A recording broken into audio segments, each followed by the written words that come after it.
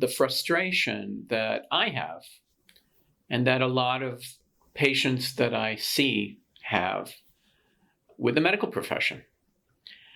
And I want to do this without slamming the medical profession, because I think that the medical profession is under siege. I really do. I think that there's the DEA over here, and there's insurance companies over here, and there's, if you're an independent physician, you have to make ends meet like anybody. And at the same time, you have to see patients and you have to try to help them. So what I'm seeing is a very, very high degree of physician burnout.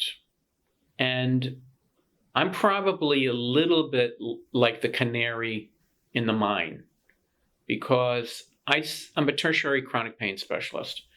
And that means that I see patients that have had chronic pain and on average might have seen 5-10 doctors before they finally see me. And the stories that I hear about how they are worked up, I find disturbing, because what I find is that in many cases they're not taken seriously, or the doctor thinks that they're more mental cases than people with physical problems. So, as an example, I just saw a patient that when I was examining her, she had hyperreflexia, which means that when I tried to do her reflexes, they were very, very hyper.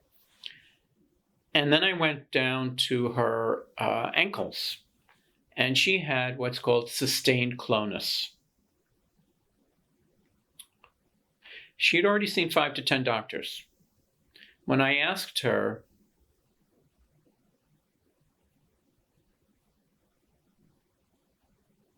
didn't you get this exam before, and what did the doctors make out of this phenomenon of sustained clonus? Sustained clonus, when you take the ankle and you push it back quickly, you might get a couple of beats like that, which means that your reflex is kind of hyper.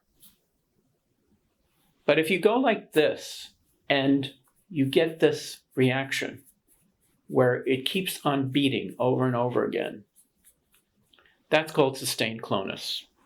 And that is indicative of a problem of the central nervous system, which is the brain or the spinal cord. Well, her response to me was very simple. She saw 2 neurologists. Neither one of them examined her. That to me is unbelievable.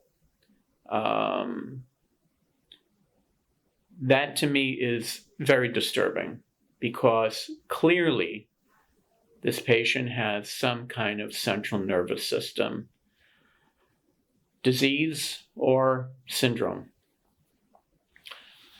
But it's indicative of something else. It's indicative of the fact that our medical system is not designed in the present time to deal with a high level of complexity, because this patient also had many other conditions, many other problems, GI problems, headaches, pain all over, etc., etc. We need to be able to deal with a high level of complexity without falling into cynicism or despair that we'll never get through with this patient. This patient's taking too much of my time. I have to see other patients. I got places to go.